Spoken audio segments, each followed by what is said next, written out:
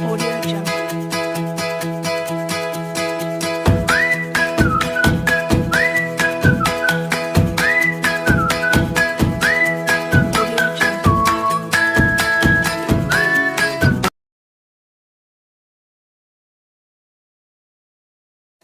Assalamualaikum warahmatullahi wabarakatuh.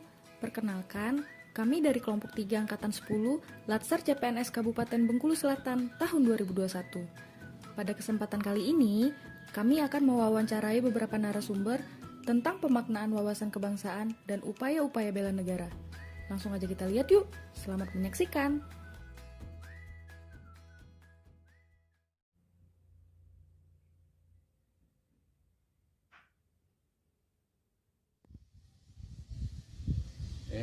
Assalamualaikum warahmatullahi wabarakatuh.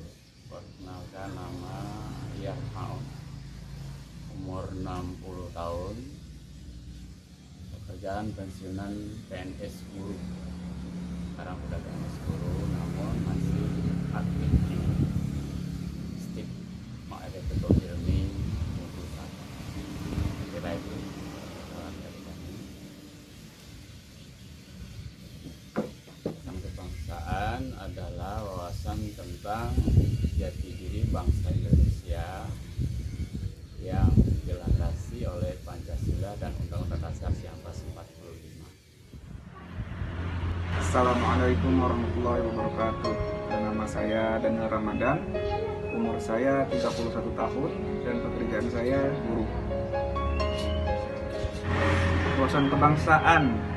Wawasan kebangsaan itu adalah bagaimana kita sebagai masyarakat Indonesia dalam berbangsa, dalam melakukan kehidupan kita sesuai dengan nilai-nilai bangsa kita. Assalamualaikum warahmatullahi wabarakatuh. Perkenalkan, saya Ido. Saya berumur 22 tahun dan saya mahasiswa. Wawasan kebangsaan sendiri menurut saya adalah sudut pandang seseorang atau sekelompok orang bagaimana tentang cara menilai atau mencapai target untuk mencapai suatu tujuan negara seperti Pancasila seperti itu. Dan pendapat saya tentang wawasan kebangsaan adalah ini merupakan nilai yang wajib dimiliki oleh setiap orang tua, orang dewasa dan orang muda gitu, untuk mencapai tujuan negara tersebut, karena dari setiap elemen-elemen tersebut sangat berperan penting bagi mencapai tujuan negara.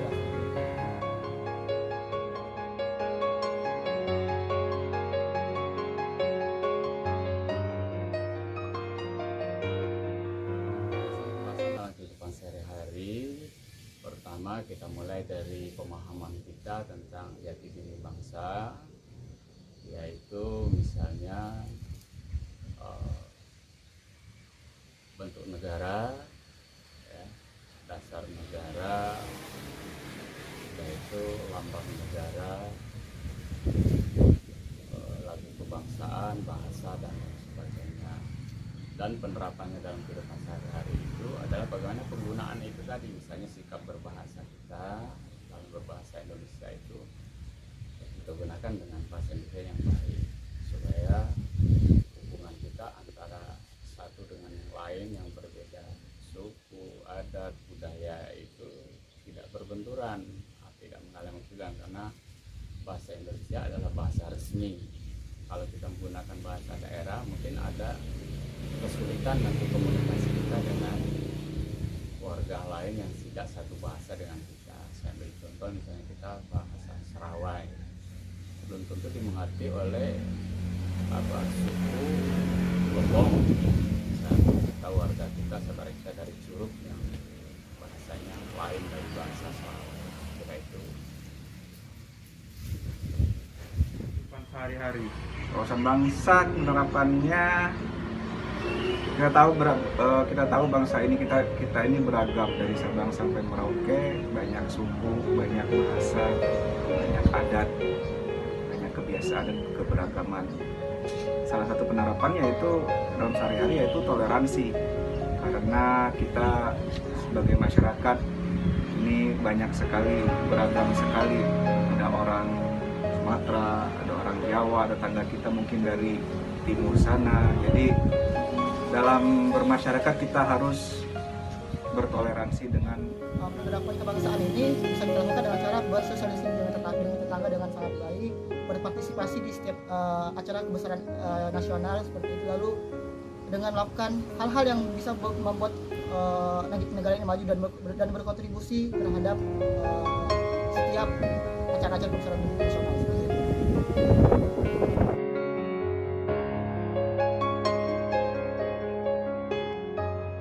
Bela negara itu adalah tanggung jawab setiap warga negara Indonesia. Namun bela negara itu ada yang disebut dengan kekuatan inti. Kekuatan inti dalam bela negara itu misalnya TNI dan Polri, itu kekuatan inti. Nah, rakyat secara keseluruhan adalah sebagai kekuatan pendukung. Artinya bela negara itu bukan hanya semata kepada pegang senjata atau ikut militer, tapi bela negara itu dalam kaitan keseluruhan yang kaitannya dengan ideologi, politik, ekonomi, sosial, budaya, pertahanan, dan keamanan. Upaya bela negara, mungkin contoh paling sederhananya beli produk lokal, belanja di warung-warung tetangga, nggak usah jauh-jauh warung-warung minimarket atau apa, beli aja produk-produk tetangga, misalnya tetangga sebelah kita atau dekat rumah kita itu buka warung, belilah produk dia. Dengan begitu kita membantu saudara kita. Kalau misalnya masyarakat Indonesia sudah saling bantu semua, ekonominya terangkat, otomatis kita lebih mudah dalam persatuan untuk membela negara. Itu contoh paling sederhananya dalam membela negara. Kedua, memperkenalkan adat dan budaya Indonesia yang positifnya ke orang-orang yang bertanya. Kita sebagai negara Indonesia itu di luar dikenal sebagai masyarakat yang ramah.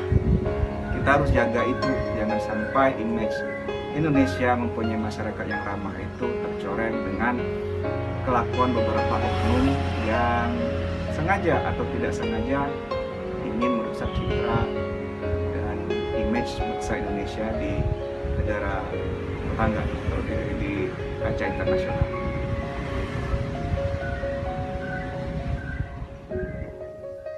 Bela negara sendiri menurut saya adalah upaya dari setiap masyarakat Indonesia untuk mempertahankan atau memperjuangkan dari negara tersebut.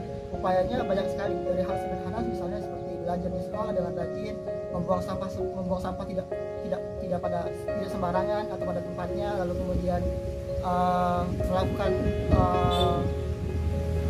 menjaga dan mencintai produk-produk lokal seperti batik, lalu kemudian sepatu ataupun sebagainya yang produk lokal.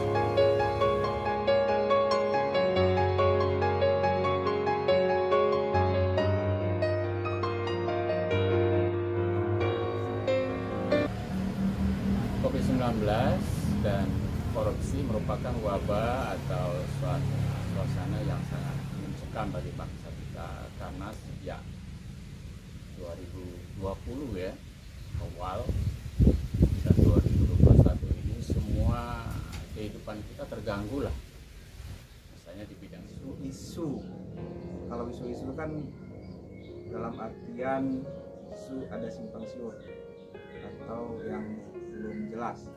Tentang COVID mungkin isu-isunya ini, kalau COVID-nya sendiri kan kita sudah tahu itu adalah suatu fakta yang sedang terjadi di berbagai belahan dunia.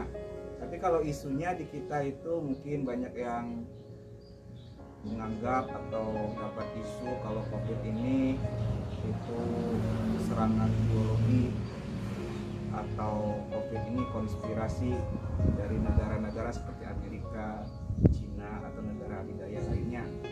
Nah, menanggapi isu ini, kalau saya pribadi kita tidak perlu dulu menghiraukan isu-isu kalau ini konspirasi dari negara adidaya. Kita fokus dulu aja recovery negara kita dari COVID, bagaimana kita menjelaskan kepada orang-orang yang masih awam bahwa COVID ini adalah wabah bersama, wabah yang datangnya menyerang semua orang kecuali, dan kita harus fokus dalam upaya untuk mengatasinya atau mengurangi wabah ini agar cepat berakhir seperti tentang vaksinasi, tentang protokol kesehatan, karena masih banyak orang-orang yang masih belum menyadari pentingnya protokol kesehatan dalam menghadapi COVID ini. Itu pendapat saya tentang COVID. Kalau tentang kasus korupsi sebenarnya di negara kita itu udah apa ya? Udah kalau bisa dikatakan udah akut lah. Menurut saya ini korupsi ini berangkat dari hal-hal kecil yang dari norma-norma atau kebiasaan yang kecil tapi sebenarnya buruk, dari korupsi kecil tapi karena sudah banyak orang melakukannya dan sudah terjadi di mana-mana, maka jadinya kebiasaan korupsi kecil ini jadi dianggap sebagai sesuatu yang wajar dalam masyarakat kita. Dan berangkat dari korupsi kecil ini, pemikiran orang atau cara pikir orang itu menjadi menganggap korupsi kecil itu menjadi sesuatu yang normal, sehingga saat dia diamanahkan tanggung jawab yang lebih besar, dia akan menganggap kalau korupsi yang agak besar itu juga sesuatu yang normal, karena di instansi-instansi lain juga.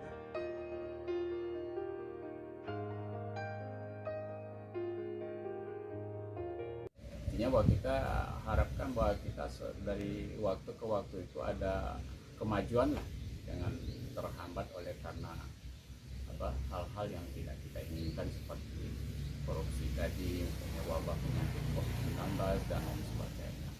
Dan yang lebih penting lagi, Harapan ke depan yang paling dekat dulu dalam jangka waktu dekat ini, semoga bangsa Indonesia cepat bebas dari COVID-19. Nah, COVID-19 ini berdampak sangat besar pada ekonomi bangsa Indonesia dan kesejahteraan masyarakat Indonesia. Jadi harapannya agar segera bebas dari COVID-19 dan bisa pulih kembali.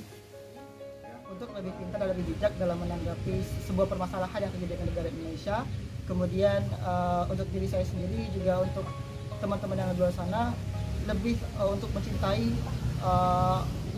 karya-karya di negeri ini seperti itu.